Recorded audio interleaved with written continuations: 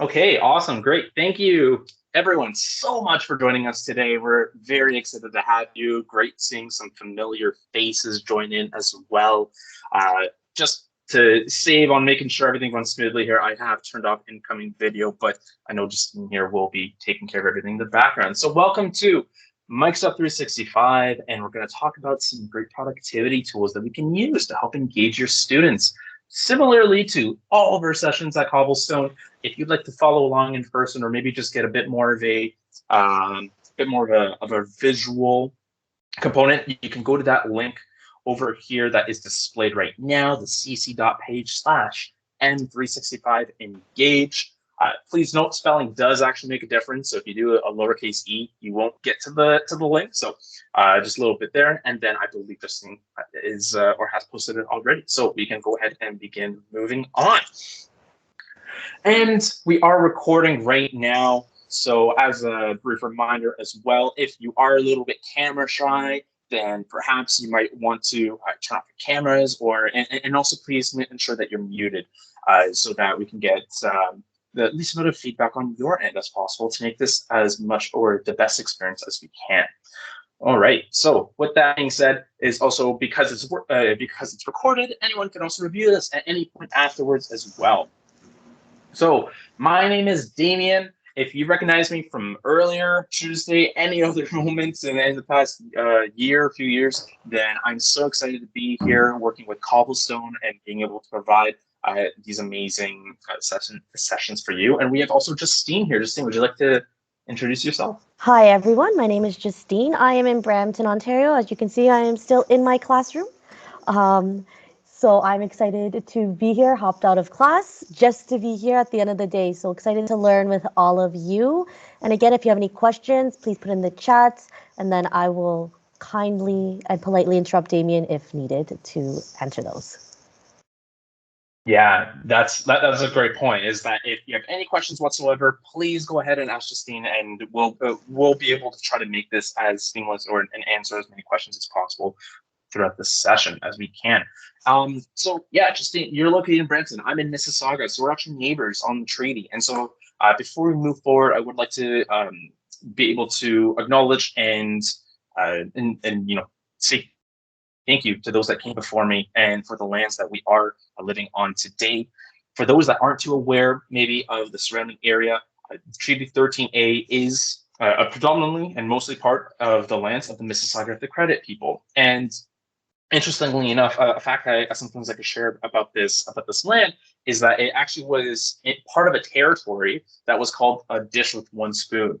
And so the idea was that the different people and the different individuals that were living here were coexisting with each other and mutually benefiting from the land without the use of violence, and making sure that it was still cared for, and the dish representing was the land, the spoon was representing the people. So I like to share that story just because I feel it can be very applicable to a lot of our modern struggles, and just to remind ourselves that we're here for each other and to thank those for the lands that they've taken care of so far.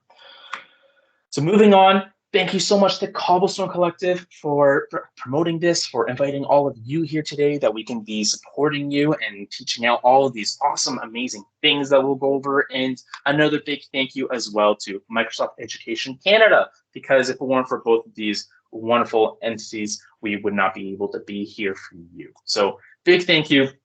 And yeah, let's move on. So our agenda today is pretty simple. Very quick, very easy, to the point. We're going to go dive right into it. We're going to review a little bit of technically part one. It wasn't really considered part one, but part one of our two series here. And if you don't know which one we're talking about, it is the using Microsoft Teams as a digital hub. And then we're going to dive into Class Notebook. We're going to dive into Sway, and we're going to give you the code for the certification for today's session. So lots of fun stuff. We're super excited. And I'm going to jump into it live. We'll kind of follow a unique path that we did yesterday. So I am going to do everything in the browser version. And for Sway, actually, it's only the browser version. So everything today is going to be online. And I am right now situated in the portal.office.com dashboard. if this is your first time, or maybe you're not too familiar with it, maybe it is being transitioned, all I did to get here was go to portal.office.com. It would prompt me to go to a sign in or a login where I would put in my organizational login or my school ID, email, however way you generally log into your school related things. And then you would land onto this page right here. So great stuff. And I was trying to make a joke earlier, but this was French. I didn't change it.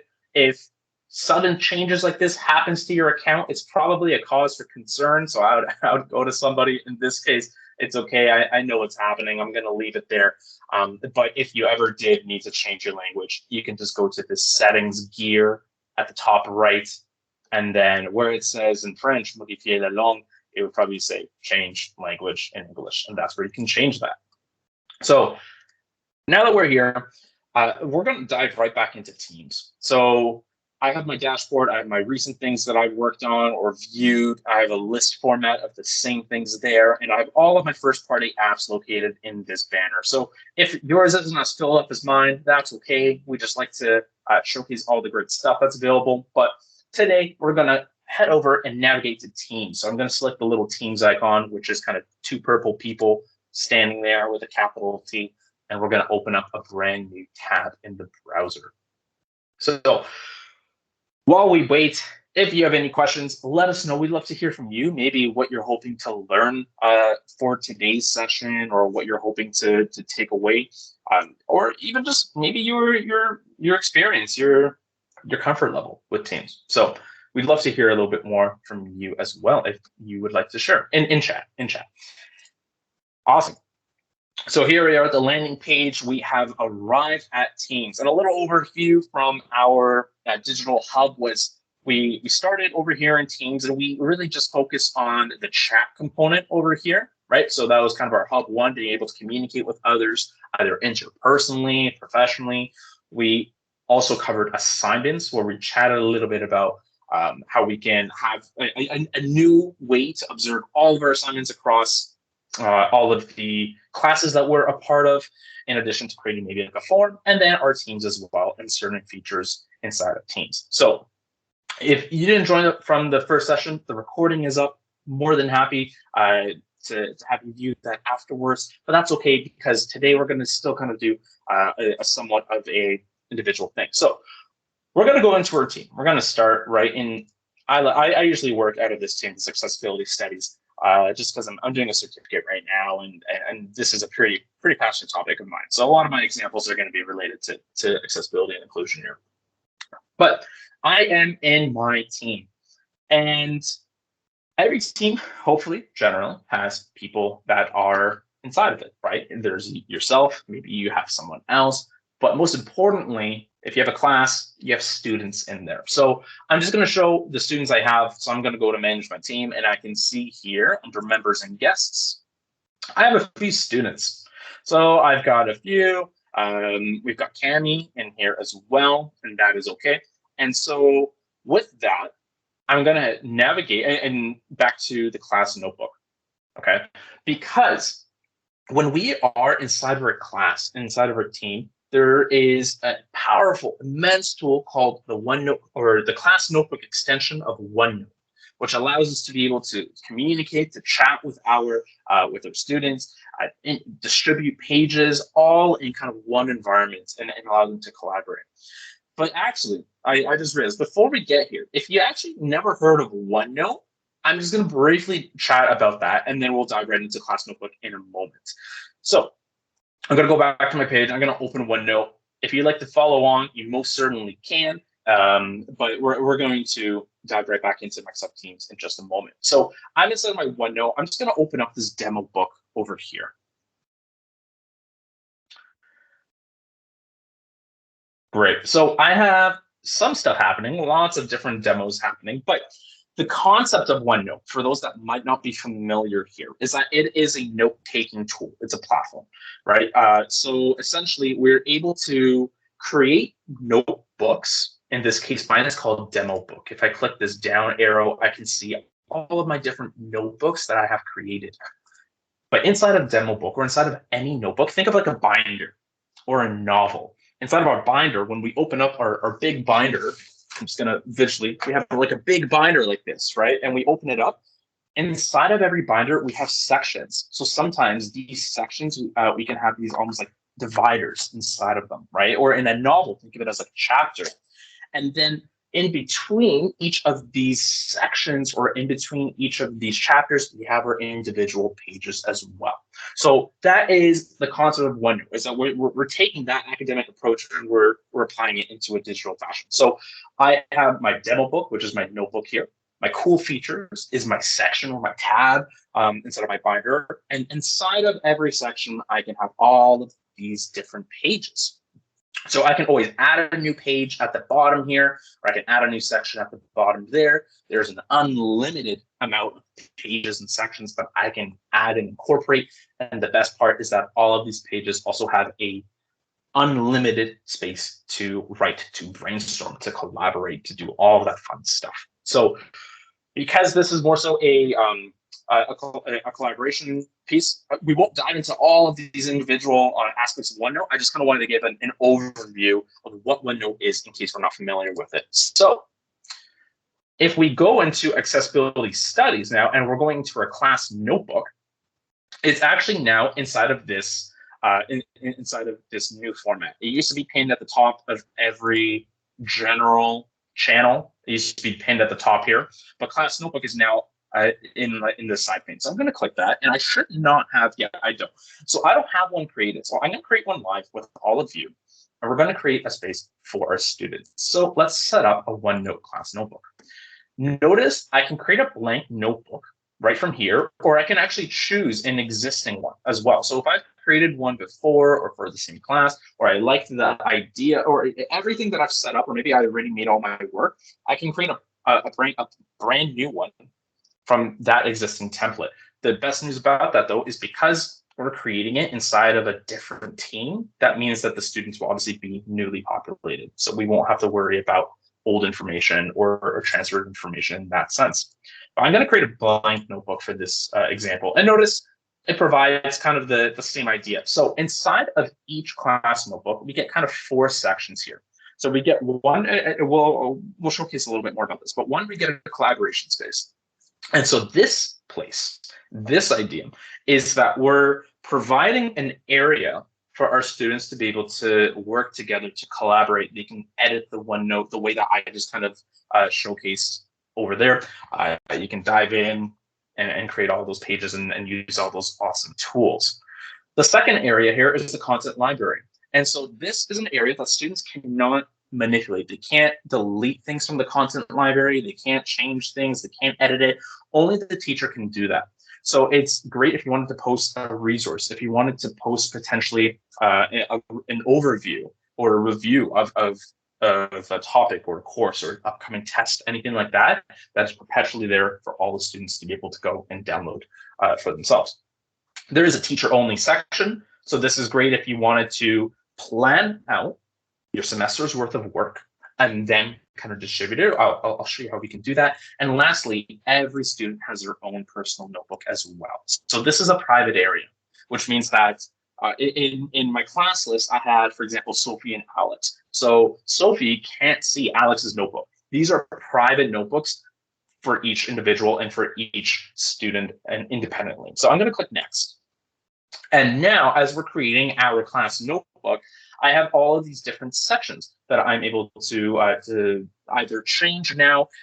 These are always going to be the pre-created, almost like a template in a way. So I can have a handout section, a class notes section, and these appear in the student's notebook. So this specific student notebook will only be applicable for this class. And then if I decided to post maybe like weekly homework, then I can change that. I can modify it as well, or I can just delete something altogether. So maybe my quizzes I'm going to take out, for example, just because I would use the assignments inside of Teams instead of Class Notebook. So that's how you can kind of shift things around and make sure. And you can always add a new section as well if you wanted to, or if you had of a different idea for leveraging your work and your classroom. All right, let's click Create. So this might take a little bit of time. It might take a minute or two. In the moment or right now, as we're waiting, if there are any questions so far, please go ahead and ask inside of the chat. Justine is there to make sure that those questions are answered. But I am also looking a little bit as well. So Rose, can we upload works such as worksheets to this section? Yeah, absolutely. You can upload your work inside of it, and we'll showcase how you can upload it and then distribute it as well to each of your students. So it can save you a lot of time in that sense. Great question. Awesome. I joked earlier before once. Usually when I ask all of you to ask questions, it's kind of like my personal cue to take a drink of water just to make sure I stay hydrated. So that's kind of where I'm coming from. But if there are no more questions, then we'll just be moving on. Okay, so we've loaded in. We're inside of our class notebook. Great. So if you forget, or if you remember the concept of what we're teaching you in this recording, right, and you forget everything else, then whenever you create this new class notebook, it does give you these helpful reminders of how it is structured, what you can use every area for, and also provides you some additional features and FAQs as well at the bottom if you wanted to use that. So very similarly to the OneNote that we shared or that I just demonstrated earlier, I closed it now, but we have the same features, right? So we have our file in the top left over there. We have our insert and our draw features, our view. So we have a lot of already classic versions from our OneNote browser version built in right here. The one exception is that we now have this additional tab, which we wouldn't see. So we have class notebook here. If I went into my demo book, for example, which is just a personal OneNote that I created, I don't, okay, it's in French, but I don't have class notebook, right? So I have help and I have help, but beside the help, I have class notebook inside of my teams here, whereas in my personal one, I do not. So that's kind of the one difference. And when I click on that, we have a few different things. Before I jump into this, if I navigate just a little bit to the left, I'm going to zoom in a little bit.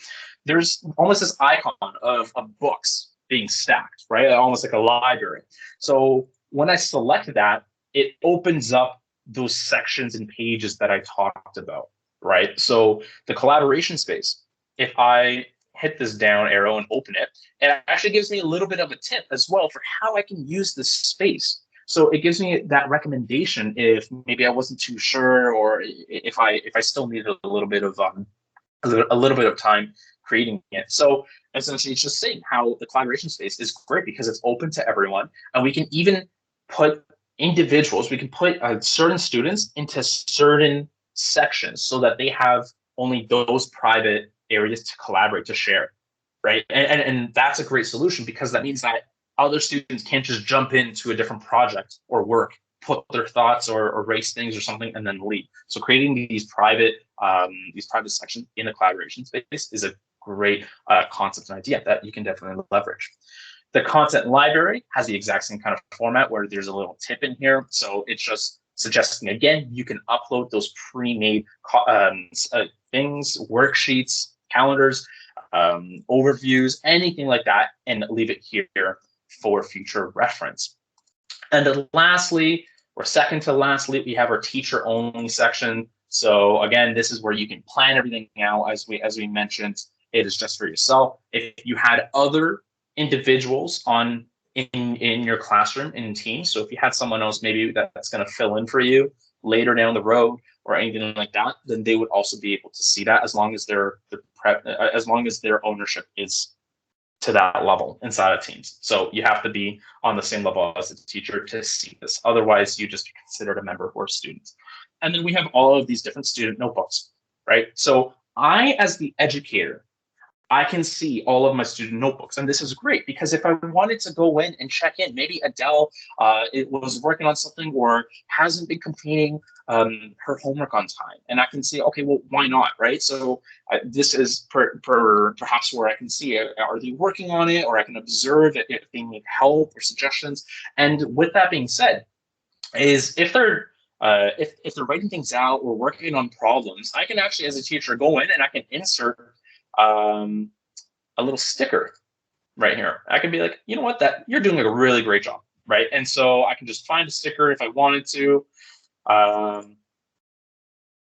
Let's go here, and then I can put that sticker in and label. Good job. Like I love your thought process, or just provide that more private way of encouraging them and enforcing their learning.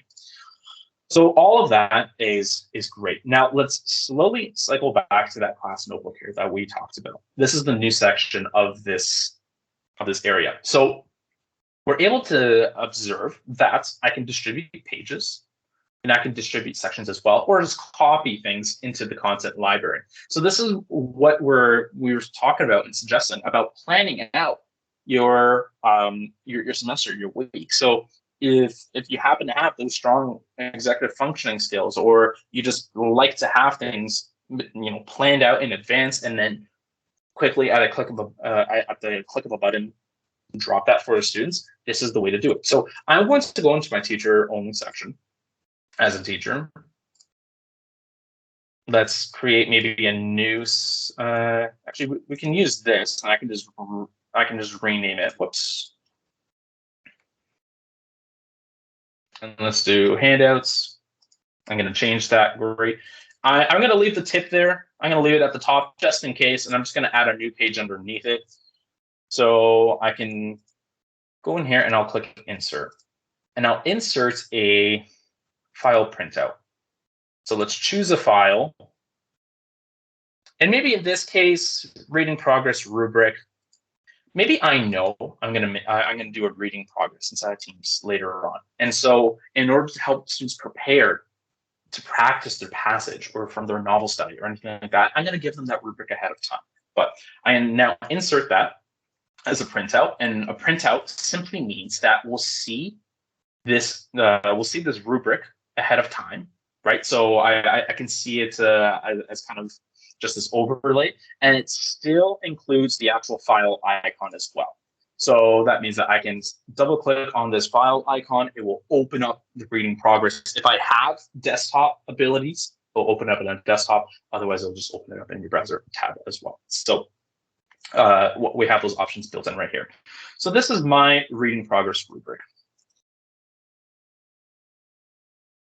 And there we go. So I went ahead and I just put this in my handout. So I know at one point in the future, I'm going to do that. Let's say that date has come. The future has, happened. Who would have thought?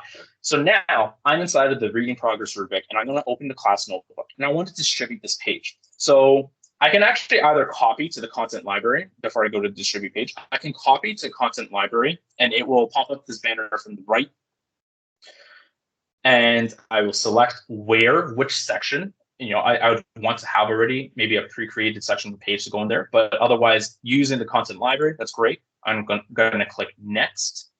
And now I can select which class I want to put that to. So I'm going to just select accessibility studies, and we're going to copy it.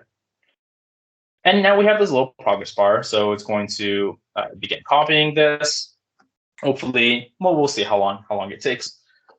And then it's done. Perfect. So hopefully, if all goes well, if I go into content library using it, there it is. Or it didn't update it yet, but it was there. So we'll wait for that as it gets uploaded and updated. But inside of the handout as well is once it's copied, that essentially creates a permanent place for students to be able to view that. And again, not edit it, not change it, not delete it. I can also distribute this individually. So when I click this distribute page, I can distribute it to one person in particular. So I would select individual distribution. I can select one of my students in the class, and then I would hit next. Maybe if I wanted to distribute it to a group, right? So if we're doing group projects, or a different group has a different idea or different topic that they have to talk about, I can select different people. So I can either create that group or group name and include those, and then go ahead and click that. Moving back, I'm actually just going to go into this individual distribution. I'm going to assign it to maybe Adele, Alex, and Cami, and I'm going to click next. And so now, just like the copy to content library, I want to decide where in the students section it gets placed. So maybe I'll just put it into handouts, for example, and I'm going to distribute it. So this might take a little bit longer than before, as I am distributing it to 3 separate students or 3 different individuals here. So let's see how fast that goes. Actually pretty fast, that's great. Okay. Now, just because I am running off my hotspot, let's see how quickly it did this. If I go to handouts, there it is, boom. And so now it sent out that reading progress rubric. It distributed it to my students quite simply, quite effortlessly, hopefully. So that is how we're able to leverage this reading or leverage this distribution. So I can either do this individually through individual pages or weekly, depending on how you want to structure your class, right? You can do either weekly questions, right, or weekly reviews. Incorporate some of that recall, practice testing, or metacognitive strategies.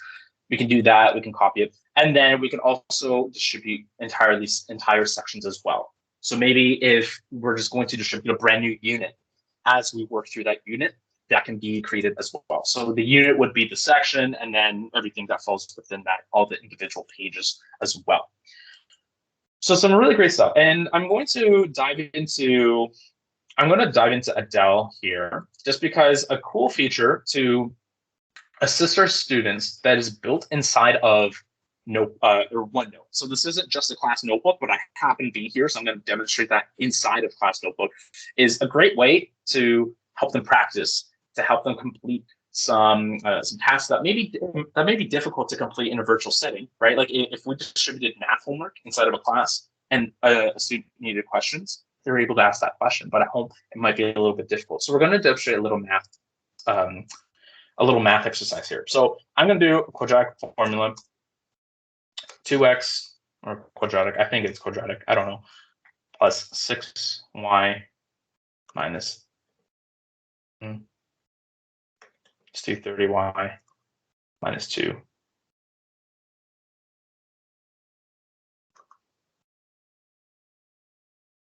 Actually, I'll do 2 plus 30. Okay, that's fine. So now I have my math equation. I'm trying to practice this. So I'm going to highlight that. And inside of the insert tab, I see this math icon over here. So I'm going to highlight it and I'm going to click on math. And math is going to open up over here. And so now it's reading out my problem, right? So x equals 2 plus 30y minus 2. So I can solve for x and I get my answer, x equals 30y. So I can now be like, okay, well, how did that happen, right? How did you do that? So I can select show my steps to show the solution steps. And then, we have that answer right here.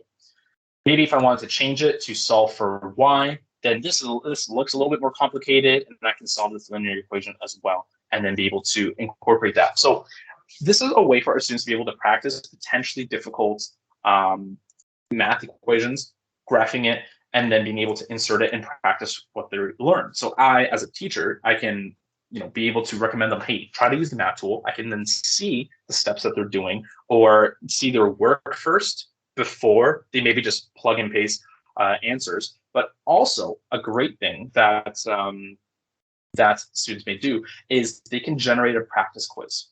And so when they select this, and let's see how fast it will go, but generating a practice quiz, when I select that or when I click it, it should open up a form. And so this form will actually take the complexity of the question that it's trying to solve, and it will auto-generate a few different questions or a few different questions for students to be able to try. So it's not generating right now, not really sure why, but essentially then students can continue to get extra practice, answer this question, see if they get them right, and maybe focus on a strength that they want to improve or anything like that. So that is a really nice way that's built into OneNote, just like that. Okay, so with that being OneNote, are there any questions so far for class notebook? As I wait, I'm going to, this is what it looks like, by the way, that forms. So it would create that forms. In this case, it's the practice math quiz, and it automatically generated these different questions and possible answers. So then I can go in, so maybe select that, select this, try that, submit, and then now I can go ahead and view my results.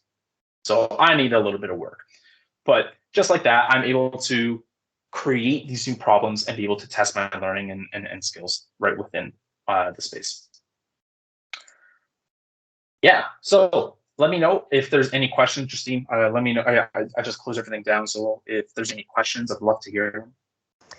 So far, no. Rosemary was just asking about iPad, and I know that it's just an app, as most times everything is just an app when it comes to using an iPad. Yeah, and then you already answered, yes, you can upload work, such as worksheets to this section. Absolutely. Can I get the link sent to my absolutely iPad? This is done from the school. Sure, if you want to put your email in, I can definitely. I honestly, Rosemary, I literally Googled Microsoft OneNote iPad app, and that's what came up. Yeah, when it comes to downloading things as well, if it's not allowed to be downloaded, there might be like an IT privilege or certain things that are allowed or permitted to be downloaded on a school device. So it's always worth checking that out as well. Before we move on, I didn't want to go ahead and just showcase an example of what it might look like to use class notebook. So it's in the slide, right? That way we can all go ahead and experience that. But this is an example for example, using the content library, right? And what it would look like when it's already populated. Because I know we were talking about more so the beginning stages of creating it, how to use it, the functions and base of it. This is what it might look like actually on a more end perspective, like towards the end of your creation and planning, right? So we have our different our different sections inside of the collaboration space, inside of the content library. In this particular example, we have a problem of the week that we're putting in there, and students are asked to answer these. So just a few ways that we can leverage it and maybe start turning those the gears in our brains a little bit for how we want to tie it into our own experience. So that's really inside of Teams, right? And that's inside of Class Notebook. So it ties a little bit into the digital hub that we were talking about how we can have that in one space. But moving on into more engagement and student inspiration. So with that being said, I'm going to promote and talk about a new feature or a new app that isn't actually inside of Teams. It can be inside of Teams. We'll talk about that, but it's not built in here, and it is Sway. So I'm going to open up a brand new tab, and I'm just going to type in sway.com. And this is the landing page. So Sway may or may not have come up in a discussion, or it could have been a thing that we leveraged, but it's a pretty powerful tool. The reason I say that is the first thing I want to note on it is that students, even ourselves as teachers, I think Sway, I would confidently say that Sway is a tool that can be not mastered, but very well learned within an hour, right? So once you play around with it and kind of determine how to format it, it becomes quite simple, and you can create some pretty great presentations with it. So if part of a creative rubric mark for our students is create a presentation, instead of just traditionally going to maybe like a PowerPoint, or depending on what the ask is of the assignment, but they can also create kind of a Sway and be able to also share that out with the classmates. They can follow along in their own way as well. So I'm at sway.com. We'll talk about how we can embed this inside of Teams towards the end here, but I want to showcase how we can get one going. So there are a few templates that we are always able to select. And so they're right over here. So we wanted we can create like resumes or just a report or just a project in here.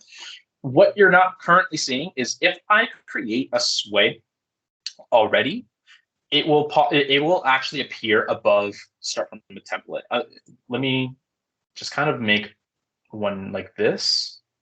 I'll exit this, and I think it should populate now. So if I go back to sway.com, there we are. So now I have this this new section that is considered or titled My Sways.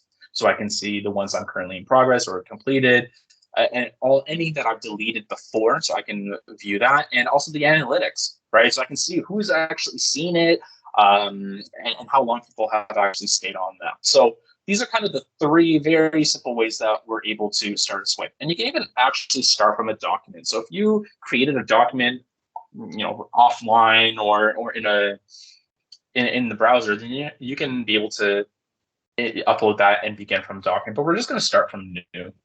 And right from here, this is our layout. Let me know if let me know if I need to be able to zoom in or anything like that, if it's able to be seen well. But I'm going to go ahead and start my swipe. So we're going to talk about accessibility today. And notice it's actually giving me this little prompt. So if this is your first time, whether you're following along right now, or maybe you're just doing this afterwards, you'd like to see first, do later, then it actually gives you these prompts for what to do next. So let's follow the prompts and see where they take us. So these plus buttons, right, they allow us to add new areas to our swipe. So I'm going to click that plus button, and I have a few different options. So the suggested allows me to create headings in order to organize our sways so into different sections. So I can go ahead and add a heading. So I'm going to maybe say inclusive tools, and this is now my section. So when I click plus again, I can now add parts within that section. So I can add just standard text, image, a stack, different formatting for text, and then media, we have a few different options as well. Lastly, inside a group, I can do grades, I can do comparisons. So we'll talk about some of these. So right now, maybe I just want to add a text. Okay, and this is looking pretty bland right now. I get it, but we're just going to lay out kind of the bare bones first, and then we'll start customizing it a little bit. So here I am. I have my section for inclusive tools, and maybe now I want to list in a bullet kind of the different tools that Microsoft offers, or in terms of accessibility. So let's go ahead and talk about immersive reader and dictation. So we've got dictation in here. I want to maybe talk about narrator, and that's incorporated. Narrator, let's see. Immersive reader, dictation, narrator. Oh, soundscape. That's cool. All right, so I have a few different bullets. I have a few different points over here. If I want, I could make another heading if I wanted to. So it would actually take what my cursor was on and create that. If I didn't like that, I can just delete that. But now I have to put in soundscape once more.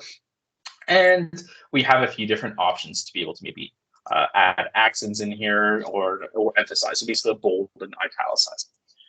All right, so with that being said, I think we're looking okay so far, but let's start populating this. Let's make it a little bit more friendly. So I can add a background.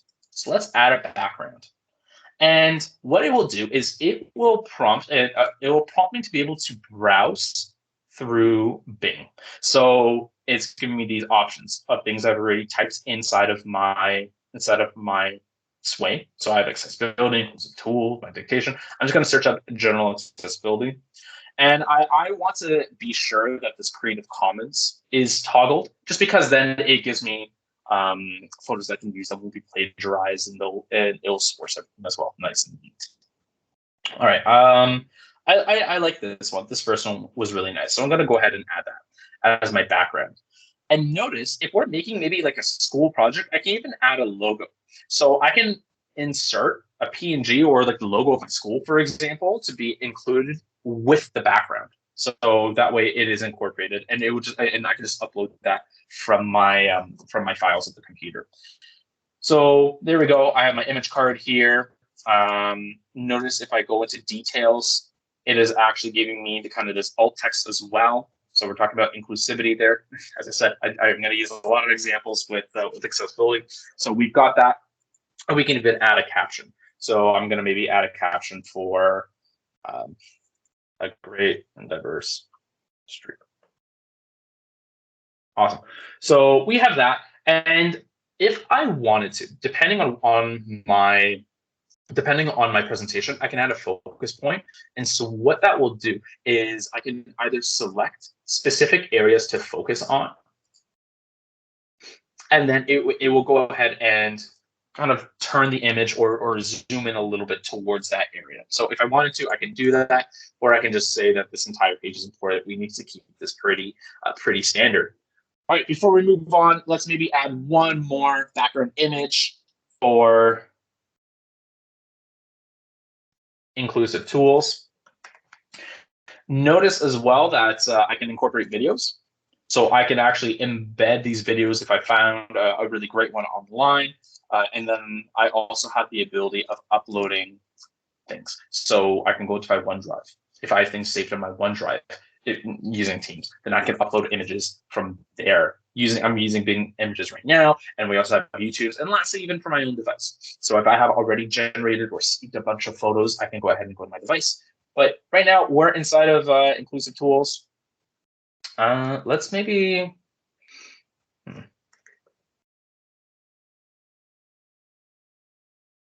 Maybe go ahead and do that. Awesome. And we're going to add that. Okay, so this is my sway right now. I can observe in the top left corner that I have two essentially buttons. I have storyline and I have design. So this design essentially gives me a preview of what it will look like, right? So I can scroll and see exactly what my sway is doing, but I can also customize it. So if I'm not exactly liking what's happening here, I can go to the top right and click styles. Excuse me. And then I can choose between vertical. So maybe I want to scroll from a vertical perspective, horizontal, or kind of make it look like a slide. So I want to do almost like a slideshow here. I actually really like that vertical, so I'm happy I went here, and I'm going to change that.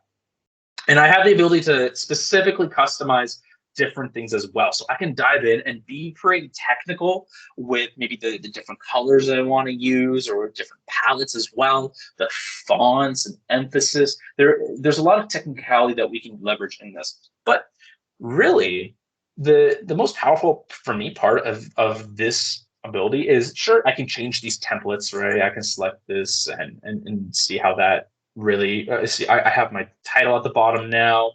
It's a little bit difficult to see maybe, but I can go ahead and manually do this, or I can just actually get this remix. So when I click remix, it will take a whole bunch of random, essentially, options, right? And we can notice that I went to horizontal perspective right now, and all right, look bad. I can remix again. I wasn't too fond of that. I want to do it again. Remix once more. So I'm now getting these different ideas of fonts. I'm now getting these different ideas of ways that I can scroll down and really kind of make this my own and curate it. Right. So that's really fun. And I can make sure that I like it. I can undo anything that I didn't like. And now that I'm done, maybe now I have a better idea of how this is starting to shape up. I can go back to my storyline and keep on going. So I'm going to add a stack. Okay. And so this stack, maybe of images, let's go ahead and type in narrator. Maybe Windows. We'll add that. Maybe as well, speech recognition. And we'll add that. Okay, maybe one more. What's another one? Soundscape. Great. All right, it's too new. Soundscape is too new. We'll just go back, and what do I have in here? We'll just do surface. Cool. Lots of great stuff inside of surface here. All right, so here we are. We've just created a new stack, and if I wanted to go ahead and see how that looks like again, I can go back into my design. And now what this stack is a collection of photos that is interactable. So as I click through it, I'm beginning to cycle through the different photos I created and maybe how it's great, right? Because it now allows the user to interact with it. So we're getting our students to start having some fun a little bit and to be able to change up how they want to present their topics, their creations, and really bring it to ultimately bring it to life. So let's go back to my storyline, and I'm going to add a couple more things here. Now that I like what's happening, you know what? I'm done with the stacking, which is great. Going to create a new heading, or no.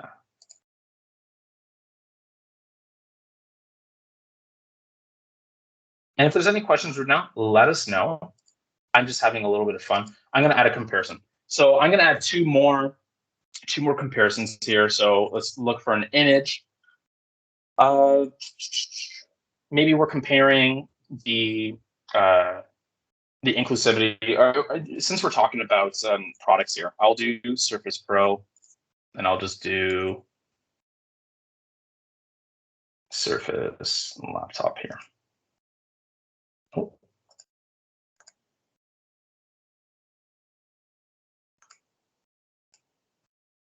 Okay, did that work? Let's see. So I'm not sure if it worked so much or not, but even from here, I can maybe take a different emphasis and change that. So there's a lot of ways that I can go in and be able to customize that to make it my own, which is pretty fun. So maybe this is prompting different ideas of how we can get our students to start customizing the different things inside of their the presentations, or how they want to bring this to life. So lastly, when I click on play in the top, essentially what it does is it gives me this full screen image of how it would look like. So I can now scroll. We've had already a little brief through, but it's also telling me, oh, I can flip through this. That's awesome. The comparison, it didn't work out for me, but what essentially I was trying to do is it would create a slider scale. So it would have the two photos side by side, and you can do like a slider scale and move it between them and back and forth, which is super neat and engaging and cool. All right, so I think I'm good. I think I like this. So once I'm now towards the end of my creation, my sway, and I'm ready to provide this to everyone else that I want, then I can navigate over to the top right, and I can click on share. And so now sharing it is very similar. And notice again, because this is it's Microsoft, so it's very similar to the other tools that you might find in like Word or in PowerPoint when you're sharing those applications out. So I can specifically share with a specific individual. So whether it is someone inside of my organization or just providing everyone with the link over here. And lastly, I can make this public. So with this option, I can go ahead and post that on on LinkedIn, on a social media platform, or maybe you just get a visual link as well and be able to copy that so that people can get a bit of a preview or a sense of what they're about to look at when they go in here. Similarly, again, with the share options in Microsoft, you have the view edits. We can also just copy this link as it opens up over here. And then if I wanted to be a little bit more private with this, I can create a password, right? Or someone needs to know the authentication in order to jump in and see it. So, I have a little bit of customization with the backend over here. I hopped into this ellipsis in the top right, and what's really cool within the ellipsis is I can create a new one from here. I can actually duplicate this, right? So if I want to make some edits on one, but then finalize it on the other, then I have the option of doing that. We talked a little bit about templates inside of the class notebook. So if we wanted to save this as a template to use for future projects, we can do that. And I also have this accessibility checker. So maybe it's still looking for that alternative text. And there we go. I can now make sure that everything is promptly created. So what I'm going to do is I'm going to share. And I'm going to copy this link. Now, I'm going to go back into Teams. And this is kind of what we're going to start bringing it all together and bringing it back home. Was Sway is built into its own web browser. It's widely available, but through that individual browser. So the way that we can bring it and incorporate it into Teams is similar to us adding, a whiteboard or an app or anything like that. I'm going to navigate to my channel of choice. I'm going to hit the plus button at the top here. This is where we can add our tabs. So when I select that tab button, I'm looking and looking, and I have a website. So I can actually add in specific websites. So I'm going to, what's the website name? This was my accessibility sway. Did I spell that wrong? I did. Accessibility, and I paste the URL over here. So that was the URL that I copied earlier. So now that I go ahead and click on save, it will bring in, apparently Sway has refused to connect here. Maybe it's because I saw it open, but it's working on it in the meantime. But in this scenario now, I can have my entire class directly go into this accessibility Sway and be able to check it out. So if I'm maybe making a more interactive way of instructions or overviews for this class, then it's widely available and pinned to the top, right? Because when things are up here, that means that they remain there, easily viewable for everybody. So once maybe it's done, or it was like kind of like an open week Sway, then I can right click on that. If I wanted to, I can click on settings and basically change it. But otherwise, I can then go ahead and remove it. And that way it will be permanently removed from my tab options at the top there. Cool. So that was kind of the whole idea with Sway. If there are any questions, let me know. I'd love to answer any questions that that do come up. I love Sway. It's a really fun way to be able to create a presentation that's unique, that's a little different, right? It's got some pretty inventive tools in there. So I know students would get a huge boon out of it. But if I'll wait around for any questions, but if there aren't, then I'll slowly start towards the closing, and I'm going to share the code, but also I'm going to share how you can actually register that code and how you can go ahead and incorporate that into your transcripts. No questions at the moment, Damien, but I really like the remix part because I think sometimes we're like, what do we do? You just keep clicking remix until you kind of like get something visually appealing for you. I think sometimes we ask students like, make it your own, and they don't really know what it is until they see it, right? And I think that remix option allows them to just find something they like. Yeah, absolutely. And I love that you brought that up, right?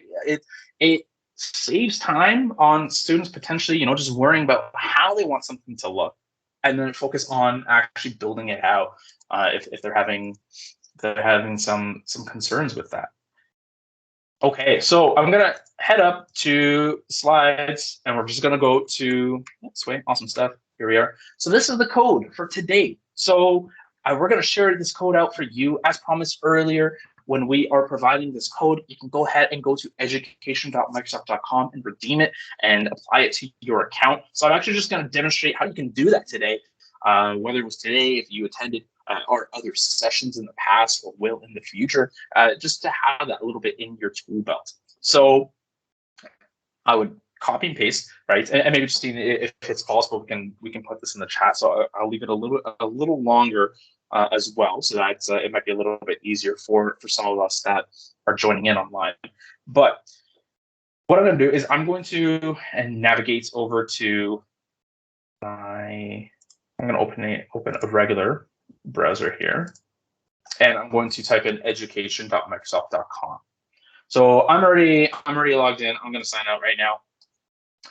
And this is the education.microsoft.com kind of area, right? So we have this global resource for individuals to be able to go and view courses and learning paths and offer a little bit more information inside of this tool right over here. So essentially, I can come in. I have all of these amazing things available to me. I can even go ahead and get some additional resources here, such as handouts or lessons, or just basically PDFs for different stuff. So some really great things. But I'm going to go ahead and sign in. And no thanks.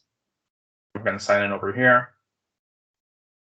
If you have never created an account before, I would recommend creating a personal account using a personal email. There you go. Just because it will assist you if you happen to move to a different opportunity or take your accomplishments with you wherever you go, right? If you use your current school board email, for example, and you happen to move to a different board or anything like that, then that email is now tied to those accomplishments and there's certifications that you got. So once you have that code, you'd head over to the top right over here, you'd click redeem achievement code, and you'd click in here and go ahead and paste that and click redeem. Now, I didn't put anything in there. That's fine because I'm teaching it out, but I'm going to cancel that. And when you head over back to the profile, when you select it, you can now hopefully get a visual overview of all the different courses that you accomplished and completed over here. You can also redeem the code once more if you liked, or if there wasn't the way that you want to do that. But this is that transcript page that I was mentioning. So by clicking the view transcript, I'm now able to observe the different things that I have went in and done. So notice there's two different ways. This one, this esports, for example, I went into a course on the MEC and I completed it. Whereas this is likely what yours will look like. It's an instructor-led training. And then it will also give you the duration for how long it approximately took. So if you wanted to add that to your hours for the school year or anything like that, then you have that built in right here. So really cool and great resource for all of our educators and lovely individuals such as yourselves. And to start to conclude, thank you so much, everyone, for joining us today. I hope you learned a lot or a little bit from Class Notebook from Sway. And if you have any feedback, let us know inside of that feedback form. And if you need any help or future support, let us know as well. We have a collective mind of a huge collection of educators, trainers, everybody inside of Cobblestone across Canada. And we'd love to answer your questions if you're having any difficulties. So you can go and send an email there.